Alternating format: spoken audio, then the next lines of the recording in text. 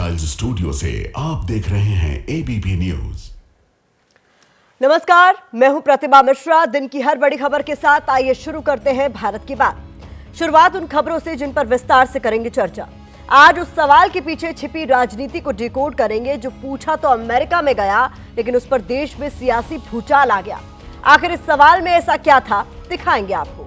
इस सवाल ने आज विपक्ष के लिए सियासी चुंबक की तरह काम किया। उन दलों को भी कांग्रेस की सुर में सुर मिलाने पर मजबूर कर दिया जो चुनावी प्रदर्शन के बाद उससे दूरी बना रहे थे। ये खबर भी आपके लिए होगी। क्या आप बैंक में पैसा रखकर सोचते हैं कि वो वहां सुरक्षित रहेगा? अगर ऐसा करते हैं तो ये पूरी तरह सही नहीं है। बैंक में आपकी जमा पूंजी पर ताला पड़ सकता है। ये मामला क्या है, आपको दिखाएंगे। और हर दिन की तरह रात 8:30 बजे होगी स्पेशल रिपोर्ट, जिसमें आपको दिखाएंगे मोदी और डोनाल्ड ट्रंप की एक 11 वाली केमिस्ट्री। सबसे पहले बात एक सवाल की करेंगे। ये सवाल पूछा तो अमेरिका में गया, लेकिन इसका असर 7,480 किलोमीटर दूर भारत में देखने को मिल रहा है। इस सवाल से सामना प्रधानमंत्री नरेंद्र मोदी का हुआ जब वो यूएस प्रेसिडेंट डोनाल्ड ट्रंप के साथ द्विपक्षीय मुलाकात के बाद साझा प्रेस कॉन्फ्रेंस को संबोधित कर रहे थे। इस प्रेस कॉन्फ्रेंस में भारत अमेरिका के बीच कारोबार, डिफेंस डील, टैरिफ और टेररिज्म जैसे मुद्दों पर सवालों की संख्या ज्यादा थी। लेकिन अचानक एक विदेशी पत्रकार ने ऐसा सवाल पूछा जो देखते ही देखते 7 समंदर पार देश के सियासी गलियारों में चर्चा का विषय बन गया। और यह विषय ऐसा है जो कांग्रेस के दिल के सबसे करीब माना जाता है। पीएम मोदी के दौरे को जहां अलग अलग एक्सपर्ट्स कूटनीति के लिहाज से डिकोड कर रहे थे, वहीं कांग्रेस ने अपनी पैनी नजर से इसमें राजनीतिक विटामिन खोज लिया। पहले आपको वो सवाल और उस सवाल पर पीएम मोदी का जवाब सुनाते हैं। इसके बाद सवाल पर देश के सियासी गलियारों में शुरू हुई राजनीति का चैप्टर आपके लिए खोलेंगे। Can I ask whether you discussed at all today the case of Gautam Adani, who's one of the wealthiest men in Asia and perceived as an ally of Prime Minister Modi? Prime Minister Modi, have you asked the president to take action on that case? Bharat एक लोकतांत्रिक देश है और हमारे संस्कार, हमारी संस्कृति वसुधैव कुटुंबकम की है। हम पूरे विश्व को अपना एक परिवार मानते हैं। हर भारतीय को मैं अपना मानता हूं। दूसरी बात है, ऐसे व्यक्तिगत मामलों के लिए दो देश के मुखिया न मिलते हैं, न बैठते हैं, न बात करते हैं। हमारे जो भी दर्शक राजनीति में इंटरेस्ट रखते हैं वो सवाल सुनकर ही समझ गए होंगे कि इस पर देश में राजनीति क्यों हो रही है, क्योंकि ये सवाल उद्योगपति गौतम अदानी से जुड़ा था, जो बीते कुछ वक्त से विपक्ष खासकर कांग्रेस की राजनीति का सबसे फेवरेट सब्जेक्ट रहा है। इसीलिए राहुल गांधी ने इस सवाल को हथियार बनाकर पीएम मोदी को घेरने में देर नहीं लगाई। यही नहीं, जिस अंदाज में पीएम मोदी ने सवाल का जवाब दिया, उनकी बॉडी लैंग्वेज पर भी विपक्ष ने सवाल उठा दिए। विपक्ष ने यह नैरेटिव गढ़ने की कोशिश की कि पीएम मोदी इस सवाल से गुस्से में आ गए। इसके अलावा राहुल गांधी ने सुबह 10:16 पर एक पोस्ट किया। राहुल गांधी ने पोस्ट में लिखा, देश में सवाल पूछो तो चुप्पी, विदेश में पूछो तो निजी मामला। अमेरिका में भी मोदी जी ने अदानी जी के भ्रष्टाचार पर पर्दा डाल दिया। जब मित्र की जेब भरना मोदी जी के लिए राष्ट्र निर्माण है, तब रिश्वतखोरी और देश की संपत्ति को लूटना व्यक्तिगत मामला बन जाता है। मतलब राहुल गांधी और कांग्रेस ने पीएम मोदी के अमेरिका दौरे की बाकी सब बातों को छोड़कर सिर्फ अदानी पर पूछे गए एक सवाल को मुद्दा बना लिया। इसके बाद तो कांग्रेस की सोशल मीडिया टीम एक्टिव हो गई और कांग्रेस पार्टी के एक्स हैंडल से अलग अलग पोस्ट शेयर किए जाने लगे। कांग्रेस ने इस सवाल के इर्द गिर्द पूरा पॉलिटिकल कैंपेन शुरू कर दिया। कांग्रेस के हमले के बाद बारी बीजेपी के पलटवार की थी। इसके बाद बीजेपी कांग्रेस के खिलाफ मैदान में उतरी और कांग्रेस पर शब्द भेदी बाणों की बौछार शुरू कर दी। बीजेपी ने कहा कि पीएम मोदी ने विदेश नीति को लगातार मजबूत किया है। पीएम मोदी के अमेरिका दौरे से यह फिर साबित हुआ है। राहुल गांधी समेत विपक्ष सिर्फ सवाल उठाना जानता है, परिवार का जो कुनबा है इससे आगे नहीं देखना चाहता। उधर कांग्रेस की तरफ से कहा गया कि पीएम मोदी अदानी के मुद्दे पर असहज हो जाते हैं, इसीलिए सवालों को टाल जाते हैं। यानी देखते ही देखते अमेरिका में पूछे गए इस सवाल पर देश के सियासी गलियारों का तापमान बढ़ गया। ऐसे व्यक्तिगत मामलों के लिए दो देश के मुखिया न मिलते हैं, न बैठते हैं, न बात करते हैं। राहुल गांधी की समस्या ये है कि उनको ऑब्सेशन है अडानी से, हिंडनबर्ग से, राफेल से, तो वही सब सवालों पे घूम घूम के उनकी दुनिया चलती है और इसीलिए वो मेंटल इंस्टेबिलिटी की तरफ भी बढ़ते जा रहे हैं। अडानी जी को लेकर कभी भी प्रधानमंत्री से कोई सवाल किया जाता है, चाहे वो हिंदुस्तान के पार्लियामेंट में हो, बाहर हो, मीडिया में हो, कहीं भी हो, अडानी के सवालों का जवाब या उनके ऊपर जो आरोप है उसका जवाब देने में वो बहुत अपने आप को अनकंफर्टेबल महसूस करते हैं, तो इसीलिए वो हमेशा उसको अवॉइड करते हैं।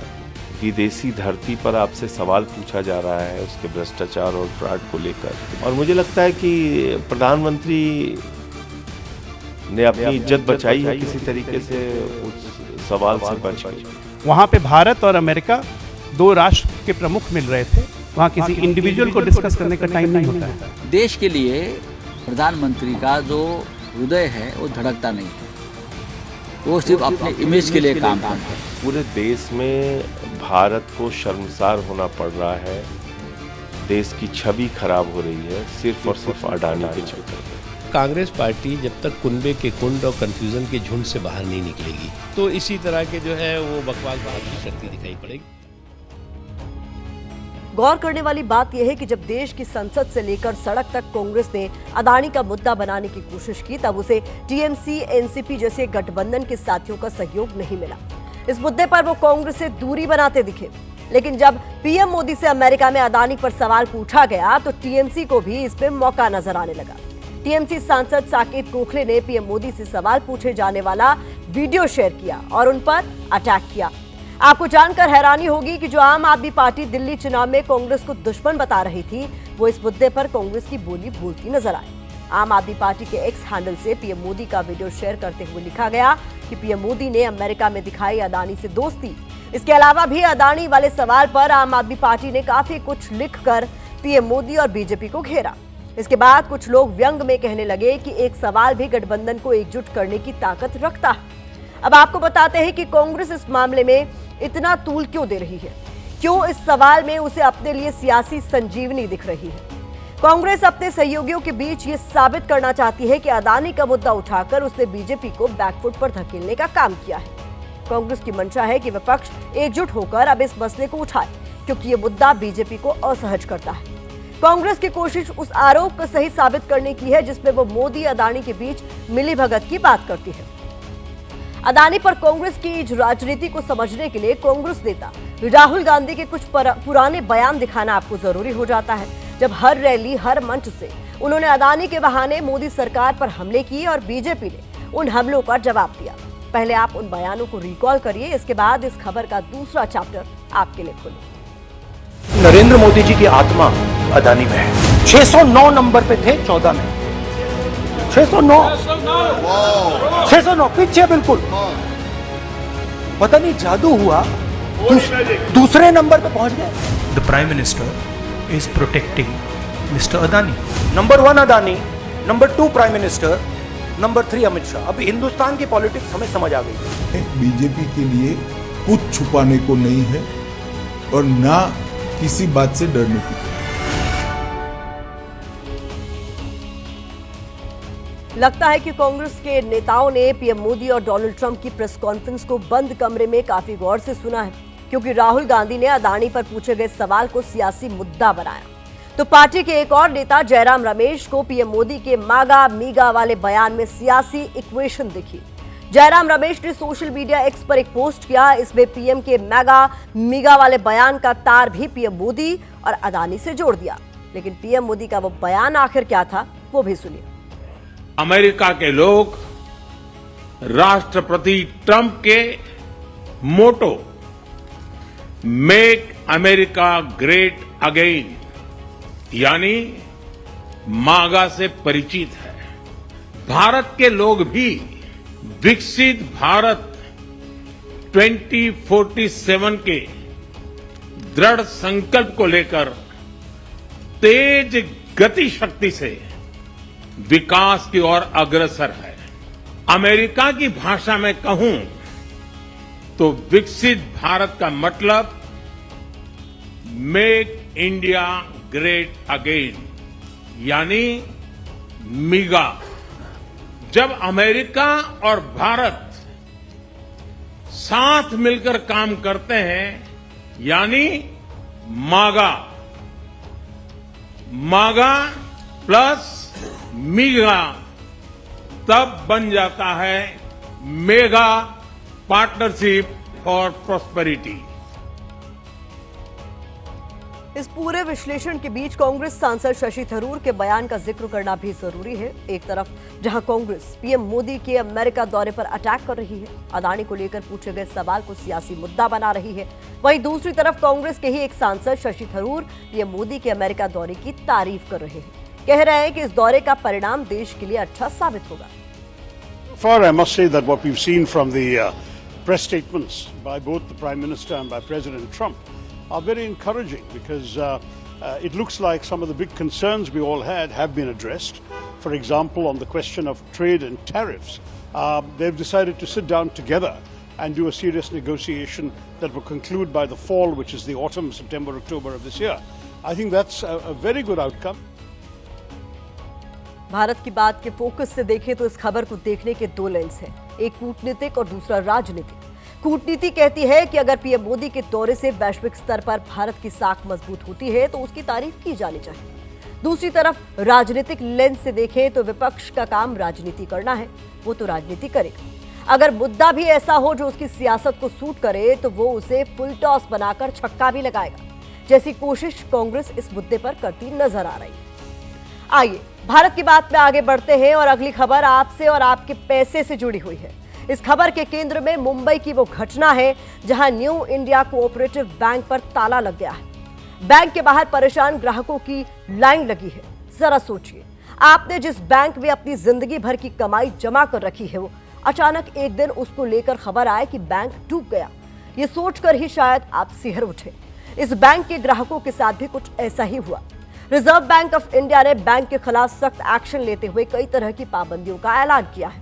पहला, बैंक पर बैन के बाद अब लोग अपना पैसा नहीं निकाल पाएंगे। दूसरा, जिसका भी इस बैंक में अकाउंट है वो पैसे जमा नहीं कर सकेगा। तीसरा, बैंक से अब कोई लोन नहीं ले सकेगा। चौथा, आरबीआई ने बैंक पर 6 महीने का बैन लगाया है, यानी 6 महीने तक तो लोगों का पैसा फंस गया है। आरबीआई के एक्शन के बाद ना तो कोई पैसा निकाल पाएगा और ना ही जमा करवा पाएगा। ये बैंक के खाता धारकों के लिए बहुत बड़ा झटका है। सवाल है कि मुंबई के न्यू इंडिया कोऑपरेटिव बैंक पर बैन क्यों लगाया गया है। इसकी वजह पर अब बात करते हैं। दरअसल भारतीय रिजर्व बैंक ने न्यू इंडिया कोऑपरेटिव बैंक में भारी अनियमितताओं के चलते ये बैन लगाया। बैंक न डूबे, इसके लिए उसकी आर्थिक स्थिति को देखकर यह फैसला लिया गया है। अब बैंक के हालात को सुधारने की कोशिश की जाएगी। 6 महीने के बाद आरबीआई बैंक के फैसले को रिव्यू करेगा। आरबीआई का कहना है कि बैंक के ग्राहकों के हितों की रक्षा के लिए यह फैसला लिया गया, लेकिन लोगों के मन में तमाम तरह के सवाल, आशंकाएं। सवाल यह कि बैंक में जमा उनके पैसे का होगा क्या, पैसा वापस मिलेगा भी या फिर नहीं। इसको लेकर क्या नियम कानून है, इसके बारे में हम आपको आगे बताएंगे, लेकिन पहले उन लोगों का दर्द आपको दिखाते हैं जिनकी जिंदगी भर की कमाई पर संकट आन पड़ा है। मेरे भी हस्बैंड का डेथ हुआ है, क्या करें बोलो। पूरी सेविंग्स वगैरह सब कुछ अकाउंट लॉकर है मेरा यहाँ पे। कितना तकलीफ है मेरा तो। 3 लड़कियां हैं छोटी छोटी, 1-1 रुपया करके जमा के ऐसे हुआ है पैसा। रिस्पॉन्स ही नहीं दे रहे कि सेविंग्स अकाउंट का क्या होगा। आज लॉकर्स वालों को अथॉरिटी दे रहे, तो कल को ताला लगा के चले गए, फिर हम कहाँ जाए। मुंबई में न्यू इंडिया कोऑपरेटिव बैंक पर बैन लगते ही हड़कंप मच गया। लोगों का पैसा बैंक के अंदर था, लोग बाहर परेशान खड़े थे। बैंक के बाहर पुलिस थी और आरबीआई का एक फैसला था, न्यू इंडिया कोऑपरेटिव बैंक पर ban. New India cooperative bank में खाता धारकों ने अपने जीवन की जमा पूंजी जमा कर रखी थी। उम्मीद था कि भविष्य उससे गुजर जाएगा, लेकिन पैसे अब नहीं निकल रहे हैं। डर इस बात का सता रहा है कि कहीं उनकी पूरी जिंदगी की कमाई बैंक में फंस ना रह जाए। बैंक पर बैन लगने की खबर आग की तरह फैली। बड़ी संख्या में लोग बैंक के बाहर इकट्ठा हो गए। इनमें महिलाएं भी थीं, पुरुष और बुजुर्ग भी। हर कोई यही जानना चाहता था कि उसकी जिंदगी भर की कमाई सेफ है या नहीं, उसके पैसे का अब क्या होगा। वही भाड़े के पैसे आते थे, उसी से निकाल के मेरा घर का खर्चा चलाता था। अब 15 दिन के बाद से रमजान आने वाला है, मैं कैसे क्या करूँगा, मुझे कुछ समझ नहीं आता। किसी का इस बैंक में 5 लाख जमा है, किसी का 20 लाख। सवाल अनेक है, लेकिन जवाब बस इतना सा है कि अगले 6 महीने तक खाता धारक न पैसा निकाल पाएंगे और न ही जमा कर पाएंगे। एबीपी न्यूज को बैंक के बाहर शोभना पेडनेकर मिली। बैंक में शोभना का अकाउंट है। बैंक में जो पैसा जमा है उसी से घर का खर्च चलता है। अब समझ नहीं आ रहा कि घर कैसे चलेगा। अभी देखेंगे, कुछ नहीं कुछ करना पड़ेगा। क्या करेंगे? काम करना पड़ेगा, किधर किसका बर्तन बांधना, कुछ नहीं कुछ तो करना ही पड़ेगा। मेंटेनेंस अपना है भरने का, लाइट बिल भरना है, बच्चे लोग का देखना है। बैंक के ज्यादातर खाता धारक अब बैंक को कोस रहे हैं। ऐसे में सवाल है कि बैंक ने नियम तोड़े तो इसकी सजा जनता क्यों भुगते? जिनके घर शादी है वो पैसे कहां से लाए? अपना ही पैसा निकालने पर पाबंदी क्यों लगाए? आरबीआई को जब ये कदम उठाना था तो पहले से ग्राहकों के लिए कोई व्यवस्था क्यों नहीं की? इधर सर बैंक में डिपॉजिट में पैसा है और अभी हम टेंशन में आ गए, ये क्या होगा, कब मिलेगा पैसा हमें वापस। ये बहुत थोड़ी चिंता का विषय है ना, ऐसा सोचा नहीं था। अभी हम लोग कितना प्रॉब्लम में आ गए। जब तक हम लोग का कुछ ट्रांजैक्शन नहीं होता है तो कैसे होगा हम लोग का? 4-6 महीना जाएगा बोलता है। अभी सिर्फ लॉकर का ये कर रहे हैं और हम लोग हमारी कंपनी में था जब से बैंक में अकाउंट है हमारा। कोई रिस्पॉन्स ही नहीं दे रहे कि सेविंग्स अकाउंट का क्या होगा। आज लॉकर्स वालों को अथॉरिटी दे रहे, पर कल को ताला लगा के चले गए, फिर हम कहाँ जाए? बैंक में फंसे पैसों को लेकर लोग परेशान हैं। कई परिवारों के सामने घर चलाने का संकट खड़ा हो गया है। खाता धारकों को समझ नहीं आ रहा कि वो कहां जाए और किससे अपनी बात कहे।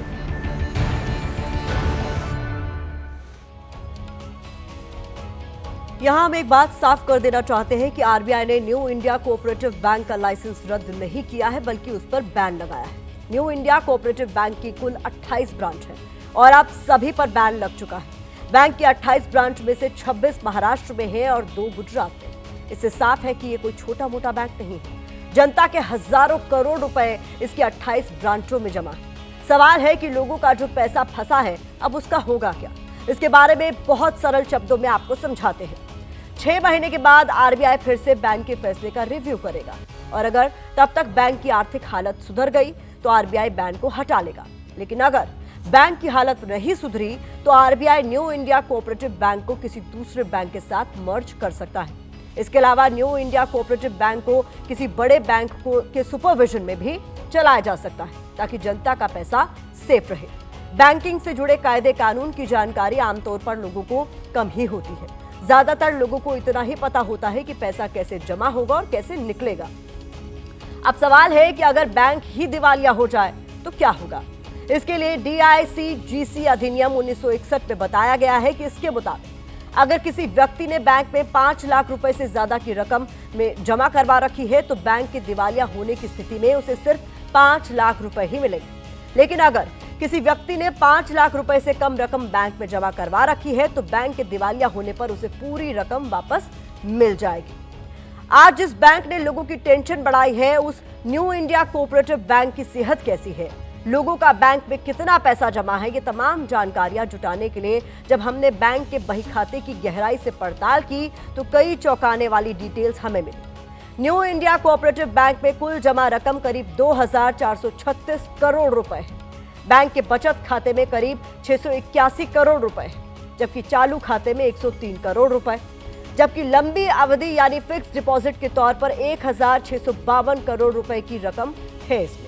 यानी लाखों लोगों के 2000 करोड़ रुपए से ज्यादा की रकम फंस गई, जिस पर रिजर्व बैंक अब 6 महीने बाद ही कोई फैसला लेगा। आपके लिए हमने इस पर थोड़ी और रिसर्च की तो हमें पता चला कि साल 2014 से 2024 तक 80 कोऑपरेटिव बैंक के लाइसेंस रद्द हुए और हर बैंक के लाइसेंस रद्द होने का कारण उसके पास पैसे की कमी, आय के कमजोर साधन और वित्तीय गड़बड़ियां रही हैं। यानी जिस भी बैंक ने नियमों का उल्लंघन किया या जहां भी वित्तीय गड़बड़ियां दिखाई दी उस बैंक पर आरबीआई का चाबुक चला। जहां तक मेरी जानकारी है, न्यू इंडिया कोऑपरेटिव बैंक की बैलेंस शीट पिछले 5 साल से बहुत ही बुरी हालत में है। उनके मेरे ख्याल से 3 लाख से भी ज़्यादा डिपॉजिटर्स इस बम्बई, ठाणे, गोवा यहाँ पर है। ये बहुत अच्छी बैंक थी। जॉर्ज फर्नांडिस, रंजीत भानु, इन लोगों की बैंक और बम्बई के मजदूरों की बैंक। और ये बैंक अभी आरबीआई ने सेक्शन 35 में आपने कहा बंद किया है, मैं कह रहा हूँ उसको प्रशासक के अंडर लाया है, लेकिन रोजाना व्यवहार बंद हो गए, ये बात सही है। अगर हमारे 10 रुपए भी खो जाते हैं तो हम जेब टटोलने लगते हैं। नोट ना मिले तो दुख भी होता है। जरा सोचिए, जिन लोगों की जिंदगी भर की कमाई रातों रात फंस गई, उन पर क्या बीत रही होगी। वैसे बैंक पर पाबंदी का ये पहला मामला नहीं, पहले भी ऐसी तस्वीरें सामने आ चुकी है। जरूरत इस बात की है कि आरबीआई ऐसा फ्रेमवर्क तैयार करे जिस पे गड़बड़ी की गुंजाइश ही ना रहे, ऐसी नौबत ही ना आए कि लोगों को अपने ही पैसों के लिए आंसू बहाने पड़े।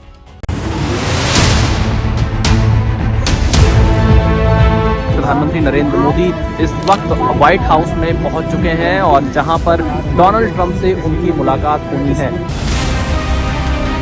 We missed you. We missed you a lot.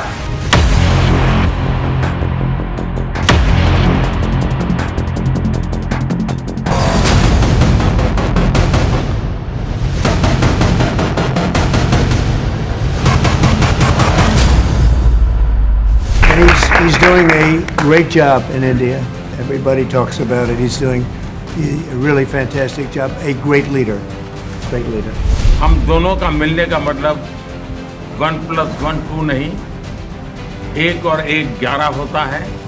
और ये 11 की तरतीब, वो ताकत विश्व के कल्याण के भी काम आएगी।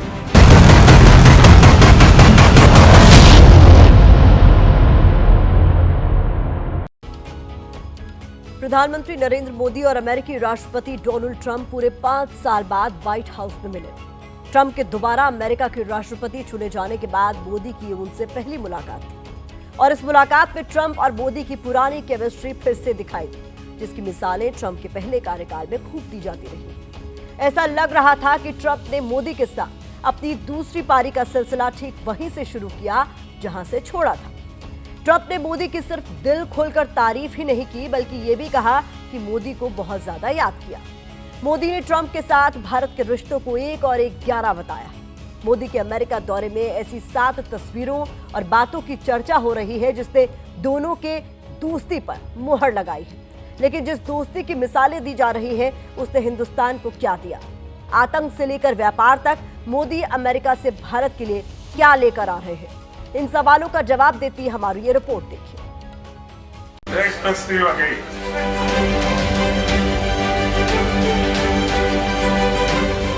We missed you. We missed you a lot. हम दोनों का मिलने का मतलब 1+1 2 नहीं, 1 और 1 11 होता है।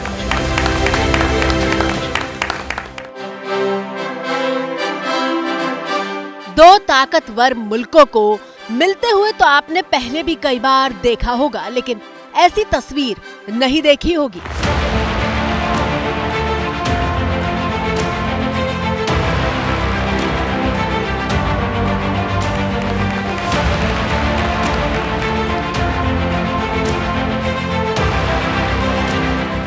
प्रधानमंत्री मोदी के लिए अमेरिका के राष्ट्रपति डोनाल्ड ट्रंप पहले कुर्सी खींचते हैं, मोदी बैठते हैं और फिर विजिटर्स डायरी में लिखना शुरू करते हैं।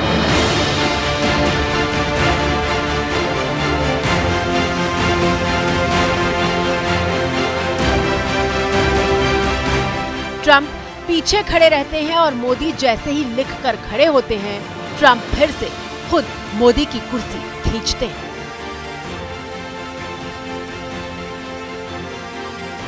ये तस्वीर इस बात की मिसाल है कि ट्रंप और मोदी का रिश्ता दोस्ती से बढ़कर है। इस रिश्ते में सिर्फ औपचारिकता नहीं, बल्कि वो केमिस्ट्री मौजूद है जिसकी बार बार मिसालें दी जाती हैं। It's really an honor to see you, and you have been my friend for a long time, and congratulations on having done a great job. Thank you. Trump और मोदी के बीच केमिस्ट्री की गवाही देने वाली ये कोई इकलौती तस्वीर नहीं है। दूसरी तस्वीर पर गौर कीजिए। मोदी के साथ मुलाकात के दौरान ट्रंप ने अपने दोस्त को एक तोहफा दिया।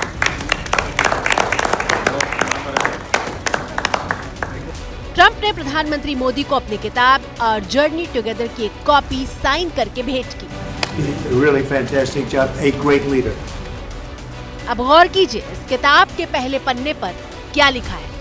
Mister prime minister, you are great, यानी आप महान हैं। हम दोनों का मिलने का मतलब 1+1 2 नहीं, 1 और 1 11 होता है।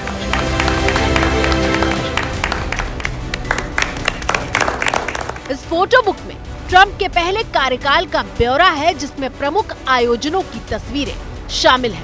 300 पन्ने की इस किताब में उन दोनों मुलाकातों का जिक्र है जब मोदी ह्यूस्टन पहुंचे थे और जब ट्रंप का गुजरात में 1.5 लाख लोगों ने भव्य स्वागत किया था। नमस्ते ट्रम्प, नमस्ते ट्रम्प, नमस्ते Trump. The United States and India are committed to working together. India-US friendship. Prime Minister, it is a pleasure to extend to you the same hospitality that you showed Melania and myself when we traveled to your beautiful country 5 years ago. It's hard to believe so long ago, and it seemed like yesterday. It was beautiful. और मेरे लिए खुशी की बात है कि आते ही राष्ट्रपति ट्रंप ने एक मित्र की तरह मुझे पुराने अहमदाबाद के स्टेडियम की याद दिलाई। ये बात सही है कि ह्यूस्टन में हाउडी मोदी और गुजरात में अहमदाबाद में नमस्ते ट्रंप, वो दो एक ऐसी बहुत बड़े विशाल कार्यक्रम रहे जिसकी गूंज आज भी भारत के हर कोने में सुनाई दे रही है। ये मौका उसी गर्मजोशी को फिर से जिंदा करने का था। ये पल दुनिया को याद दिलाने का था कि भारत और अमेरिका दोनों मुल्कों को एक दूसरे की जरूरत है और साथ आगे बढ़ने पर वो कामयाबी के कई मुकाम हासिल कर सकते हैं।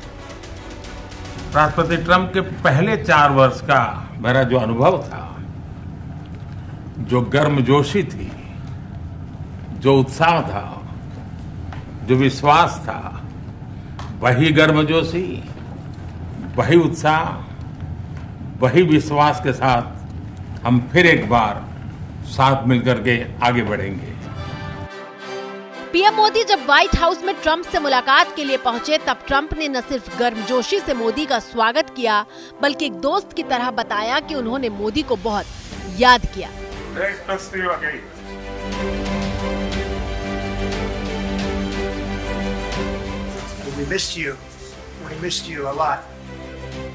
मोदी और ट्रंप के बीच द्विपक्षीय बातचीत शुरू हुई तो दोनों ने एक दूसरे की खुलकर तारीफ की। फिर एक बार आपको यहाँ पर देख करके और आपको यहाँ पर मिल करके बहुत प्रसन्नता हो रही है। मैं आपके इस भव्य विजय के लिए आपको बहुत बहुत बधाई देता हूँ। He's doing a great job in India. Everybody talks about it. He's doing a really fantastic job. A great leader. Great leader. Trump ने भी पीएम मोदी की तारीफ में कसीदे पढ़े और उन्हें एक महान नेता बताते हुए कहा कि वो भारत में बेहद शानदार काम कर रहे हैं। It's really an honor to see you, and you have been my friend for a long time, and congratulations on having done a great job. Thank you.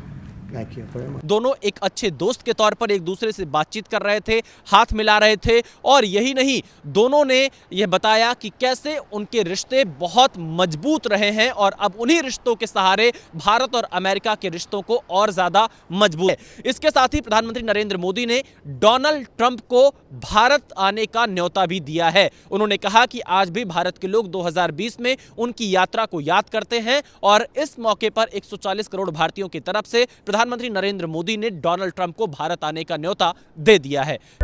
We can now officially project that Donald Trump will become the 47th president of the United States. Trump दुनिया के सबसे शक्तिशाली मुल्क America के राष्ट्रपति की कुर्सी पर हैं और ट्रंप के बारे में पूरी दुनिया ये बात जानती है कि वो टफ नेगोशिएटर हैं, यानी बातचीत की टेबल पर अपनी शर्तों को मनवाने में बेहद माहिर हैं। वैसे तो प्रेसिडेंट ट्रंप मुझे टफ नेगोशिएटर कहते हैं, लेकिन वो खुद भी the art of the deal में माहिर है और मैं उनसे बहुत कुछ सीख रहा हूं। लेकिन द्विपक्षीय बातचीत के बाद पीएम मोदी और ट्रंप जब प्रेस कॉन्फ्रेंस करने आए और पत्रकार ने पूछा कि मोदी और ट्रंप में ज्यादा टफ नेगोशिएटर कौन है, तो ट्रंप का जवाब सुनकर पूरी दुनिया हैरान रह गई। Oh, he's a much tougher negotiator than me, and he's a much better negotiator than me. There's not even a contest. Oh, he's a much tougher negotiator than me, and he's a much better negotiator than me. There's not even a contest. लेकिन Trump ने ऐसा क्या कहा होगा? Trump ने प्रधानमंत्री मोदी को ज्यादा टफ नेगोशिएटर क्यों बताया? दरअसल आतंकवाद के मुद्दे पर पीएम मोदी ने अपने अमेरिका दौरे पर एक बड़ी जीत हासिल की है। अमेरिका के राष्ट्रपति ट्रंप ने ऐलान किया है कि 26 नवंबर 2008 को मुंबई हमले के साजिशकर्ता तहव्वुर हुसैन राणा को भारत को सौंपा जाएगा। यानी अब मुंबई के गुनहगार का हिसाब हिंदुस्तान करेगा। ये भारत के लिए बहुत बड़ी जीत है, क्योंकि भारत लगातार तहव्वुर राणा के प्रत्यर्पण की मांग कर रहा था, जिसे अमेरिका ने इस बार स्वीकार कर लिया है। यह हिंदुस्तान के सीने पर लगा वो घाव है जिसे कभी भुलाया नहीं जा सकता, और इन घावों की टीस और ज्यादा तब चुभती है जब उसके गुनहगार अपना मुंह छिपाए विदेशी जमीन पर बैठे हों।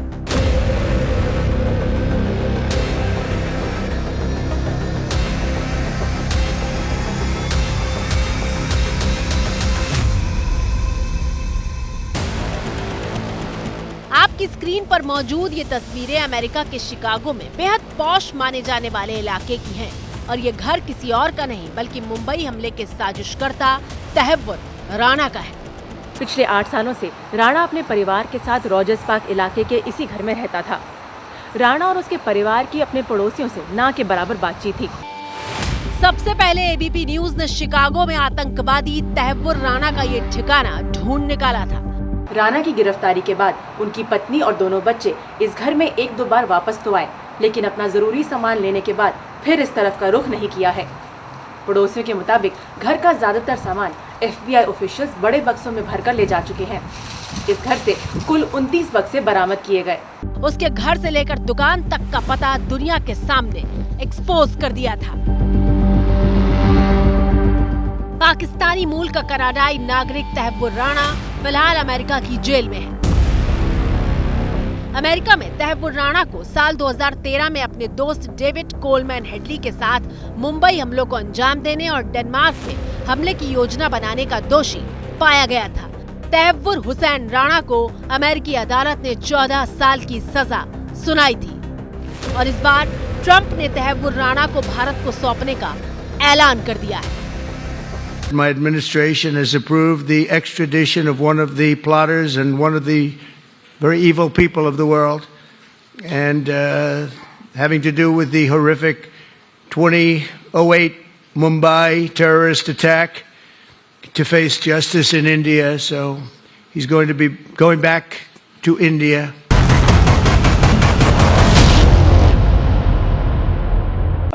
We are working on the logistics of this, his surrender and extradition to India. There are a few final steps to be completed. The two sides are in touch on this particular issue.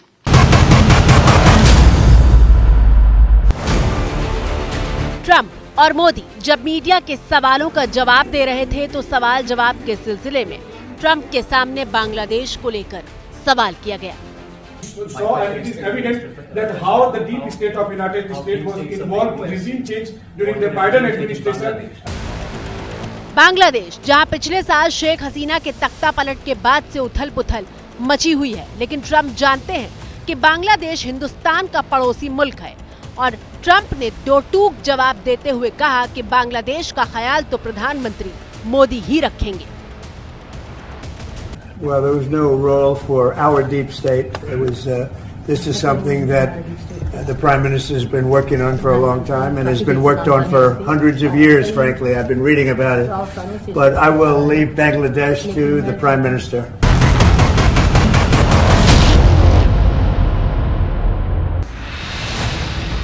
और अब आपकी screen पर वो तस्वीर मौजूद है जो सबसे ज्यादा सुर्खियां बटोर रही है, जब वॉशिंगटन के ब्लेयर हाउस में टेस्ला के प्रमुख एलन मस्क अपने पूरे परिवार के साथ मोदी से मिलने पहुंचे थे। ये मुलाकात औपचारिक कम और अनौपचारिक ज्यादा लग रही थी। तस्वीरें चर्चा में थीं क्योंकि मस्क अपने तीनों बच्चों एक्स, स्ट्राइडर और एजियोर के साथ पहुंचे हुए थे। तस्वीर को बेहद खास माना जा रहा है क्योंकि एलन मस्क को डोनाल्ड ट्रंप की सरकार में बेहद मजबूत माना जाता है। और परिवार के साथ पहुंचने का मतलब साफ था कि रिश्ते सिर्फ सरकारी ना लगे बल्कि इसमें एक पर्सनल टच भी हो। एलन मस्क टेस्ला से लेकर स्टारलिंक को भारत में लाना चाहते हैं और मोदी से मुलाकात के दौरान क्या इस पर कोई बातचीत हुई या डील हुई, इस पर कोई सूचना अब तक सामने नहीं आई है। हालांकि मोदी और मस्क की मुलाकात को लेकर ट्रंप से भी सवाल पूछा गया। सुनिए ट्रंप ने क्या कुछ जवाब दिया। They met, and I assume he wants to do business in India, but India is a very hard place to do business in because of the tariffs. They have the highest tariffs just about in the world, and it's a hard place to do business. No, I would imagine he met possibly because he's running a company. He's doing this as something that he's felt strongly about for a long time because he sees what's happening. Donald Trump ने भारत में व्यापार करने को मुश्किल बताया है और press conference के बाद टैरिफ को लेकर बात हुई तो ट्रंप ने टैरिफ पर भी रुख साफ करते हुए कहा कि देश कोई भी हो वो उतना ही टैरिफ लगाएंगे जितना उन पर लगाया जाता है। Going to, if it's India or if it's somebody else with low tariffs, we're going to have the same. We're going to have whatever India charges, we're charging them. Whatever another country charges, we're charging them. So it's called reciprocal, which I think is a very fair. Bharat America का बड़ा व्यापारिक साझेदार है। भारत में आयात पर औसतन tariff 3.3% है, जबकि भारत में आयात पर औसतन टैरिफ 17% है। पूरे देश की नजर इस बात पर थी कि जब प्रधानमंत्री मोदी और डोनाल्ड ट्रंप मिलेंगे तो टैरिफ और व्यापार को लेकर क्या बातचीत होगी। अब सूत्रों से जानकारी मिल रही है कि डोनाल्ड ट्रंप और प्रधानमंत्री मोदी के बीच व्यापार और टैरिफ को लेकर विस्तार से बातचीत हुई है और दोनों नेता इस बात पर सहमत हुए हैं कि दोनों देशों की टीम इस साल के अंत तक आपसी सहमति से और जो म्यूचुअल फायदे की चीज होगी उसको ध्यान में रखकर कोई टैरिफ एग्रीमेंट यहां पर तैयार किया जा सकता है। यानी कि अब दोनों देशों की जो टीम है वो इस पर काम करेगी और जल्द ही व्यापार और टैरिफ से जुड़े मामलों पर दोनों देशों के हितों का ख्याल रखकर कोई प्लान तैयार किया जाएगा। और टैरिफ पर भी अमेरिका और भारत बीच का रास्ता निकालते हुए आगे बढ़ने की कोशिश में है और इसी कोशिश के तहत भारत सरकार ने इस बार जब बजट पेश किया तो औसतन टैरिफ को 13% से 11% करने की घोषणा की और अमेरिका ने भारत की इस पहल का स्वागत किया था। तो भारत की बात में फिलहाल मुझे दीजिए इजाजत। दुनिया बदल रही है और ये ला रही है भारत के लिए इन्फिनिट अवसर, जिसे हम कहते हैं मिनट इन्फिनिट। आइए आइडियाज ऑफ इंडिया के मंच पर समझे इसी मिनट इन्फिनिट को 21 और 22 फरवरी abplive.com पर।